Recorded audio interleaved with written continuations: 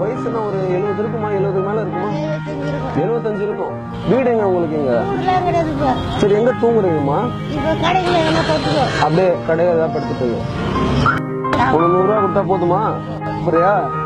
2 நாளைக்கு சாப்பிட வச்சு கரெக்டா ஒரு வாரத்துக்கு 100 ரூபாவை என்ன சொல்றீங்க? ஒரு வாரமா 100 ரூபா கொடுத்தா சாப்பிடுவீங்க?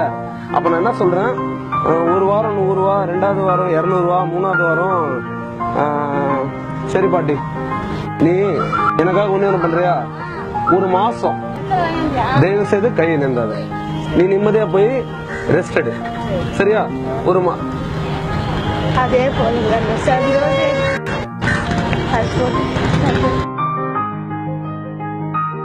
கரெக்டா ஒரு மாசமா 500 ரூபா. 500 ரூபா வேணுமா? 1000 ரூபா வேணுமா பாட்டி? அவ்வளவு வேணாமா? 1000 ரூபா வச்சுக்கேன். 1000 ரூபா தான் வேணாம், 500 ரூபா போதும். அதுக்கு பெரிய மனசு வரணும் கூட. இல்ல பாட்டி, சும்மா பாக்கணும்ல உன் மனசு எப்படி இருக்குன்னு. நீ இந்த 1000 வச்சுக்கோ, இது உனக்கு. திருப்பி யாரும் எங்களை பார்த்தா கூட இது மறந்துடணும்.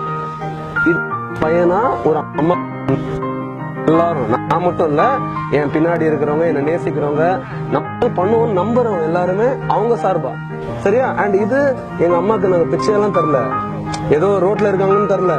என் அம்மா இப்படி ரோட்ல இருந்தா விட்டுற முடியுமா? விட முடியாத. உங்களுக்கு என்ன வேணுமோ வாங்கி சாப்பிடுங்க, ரெஸ்ட் எடுங்க. 70-80 வயசு ஆயிடுச்சு. நீங்க இப்படி வந்து வெயில்ல உக்காந்து இந்த டைம்ல, அண்ட் அதே மாதிரி இத ஒரு மாசம் வச்சுக்கோ, போக மாட்டேன். டீ வாங்கி சாப்பிட்டுன்னு பத்து கிடப்பேன். பத்திரமா